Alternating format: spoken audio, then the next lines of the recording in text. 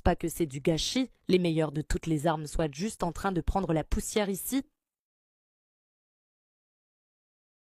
Dans Solo Leveling, Gina regarde les infos sur le meurtre du président ainsi que le nouveau président, ajoutant que le pays et le reste du monde sont instables.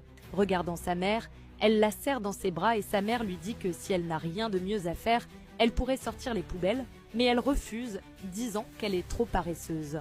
Devenant sérieuse, Gina suggère de partir, mais Park Kyung-hee répond qu'elle aime toujours cette maison. Gina demande ce qu'elle aime dans ce vieil appartement, mais sa mère se contente de répéter sa réponse avant de lui demander d'aller chercher le linge. Arrivant à la buanderie, Gina voit quelque chose qui la fait fuir en hurlant.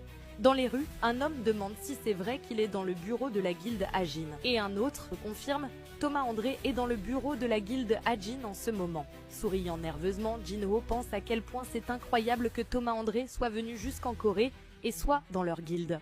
En plus de ça, Lennart Nierman, le chasseur le plus fort d'Allemagne, est aussi là. 2 heures se sont déjà écoulées, Jin-ho appelle désespérément Jin-woo. Lennart est surpris que Thomas le Goliath cherche Jin-woo et se demande s'il pourra le voir aujourd'hui. Laura, traduisant pour Thomas, demande si Jin est en plein raid et note qu'il ne semble pas venir souvent au bureau. À ce moment-là, Jin revient et ses membres de guilde explosent de joie. Voyant la foule de journalistes dehors, Jin comprend que Thomas est vraiment là, bien qu'il ait déjà ressenti son aura. Jin-ho lui demande pourquoi il ne répondait pas aux appels. Jin répond qu'il était occupé. Remarquant aussi ses vêtements en lambeaux, Jin explique qu'il y a eu beaucoup d'éruptions de donjons ces derniers temps et qu'il ne peut pas se permettre de paresser. En plus, Beru et Ygritte sont sur le point de monter en grade. Thomas salue Jin-woo, qui lui demande ce qui l'amène en Corée. André lui rappelle qu'il lui avait promis un repas une fois son bras guéri. De plus, il a apporté un cadeau exceptionnel. Intrigué, Jin demande quel est ce cadeau. Thomas, ravi de voir son intérêt, lui propose d'aller dans un endroit plus privé, car ce qu'il a à lui donner est trop dangereux pour être remis dans le bureau.